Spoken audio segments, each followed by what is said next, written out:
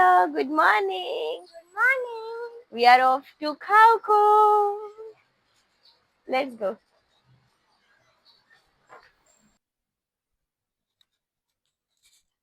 Hello, આપણે બેંકોકથી 150-180 kilometre દૂર આવી ગયા છીએ. હવે અહીંયા આગળ છે ને પેટ્રોલ પંપ હોય ને ત્યાં આગળ આવી રીતે કાફે 7-Eleven એ તમને મળી રહે કે તમે રેસ્ટ પણ કરી લો, થોડું ખાઈ પી પણ લો. પણ ઓનેસ્ટલી મને કોફી નથી ભાવતી. જેને બી ભાવતી હોય, આઈ એમ અ ટી લવર. અને ખબર નહીં આ કોફી કોને ભાવતી, બહુ ખરાબ હોય છે. સો કોફી પીને આપણે આપણી આગળની જર્ની સ્ટાર્ટ કરીએ. હેલો, પાછા આપણે રેસ્ટ કરવા માટે ઊભા રહી ગયા છે પેટ્રોલ પંપ ઉપર. લંચ ટાઈમ પણ થઈ ગયો છે. બ્રેકફાસ્ટ ને લંચ આજે બધું સાથે થશે કારણ કે ઓન ધ વે હતા એટલા માટે.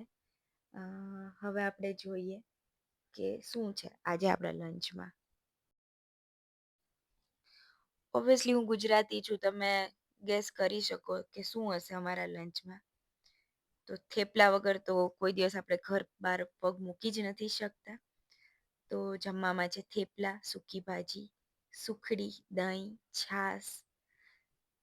ક્યાં એક બેઝિક રિક્વાયરમેન્ટ છે એવરી ગુજ્જુની કે સ્વીટ પણ હોવું પડે, છાશ પણ હોવી પડે, દહીં પણ હોવું પડે. હવે આપણે આપણી હોટલ પર પહોંચી ગયા છે. હોટલ બહુ સરસ છે, 2 ડે સ્ટે કરવાનો છે અહીંયા આગળ.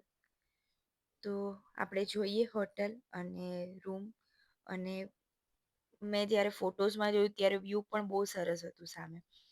આપણે જોઈએ કે ફોટોઝમાં હતું, અગોડામાં જોયું હતું એવો જ વ્યૂ છે કે શું છે.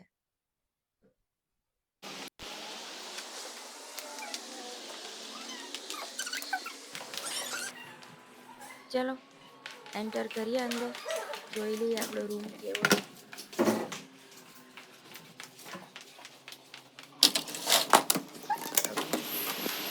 આ છે આપણો રૂમ.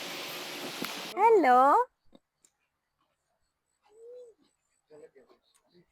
આ એક બહુ સનસેટનું સારું એવું પ્લેસ છે. જો તમે ખાવ ખો આવવા માંગતા હોય તો તમે આ પ્લેસ કવર કરજો. હું તમને નામ અને લોકેશન અંદર શેર કરી દઈશ. હું તમને એની ટિકિટ પ્રાઇસ, ઉપરનું રિવ્યુ કેવું છે એ હું તમને બતાવીશ.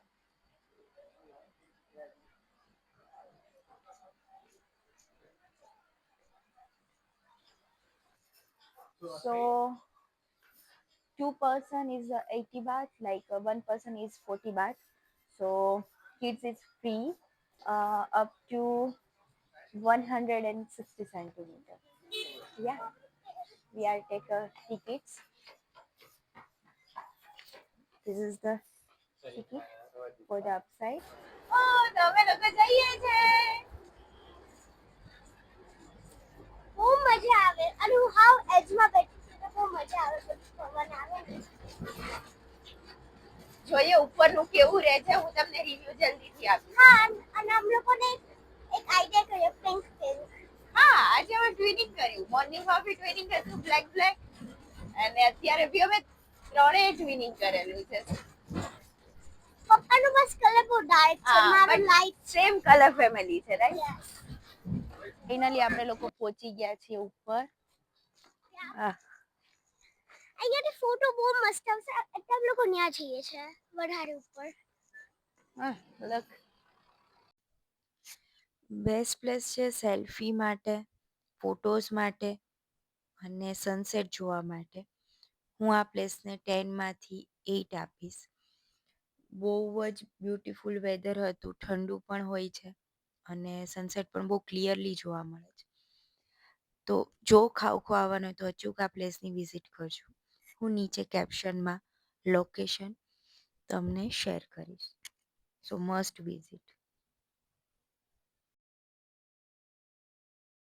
Italian restaurant if you are vegetarian.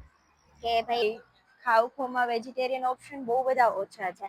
અને એટલા માટે અમને આ સારી એવી રેસ્ટોરન્ટ મળી છે. રિવ્યુ તમને આપીશ. ઇટાલિયન રેસ્ટોરન્ટ છે.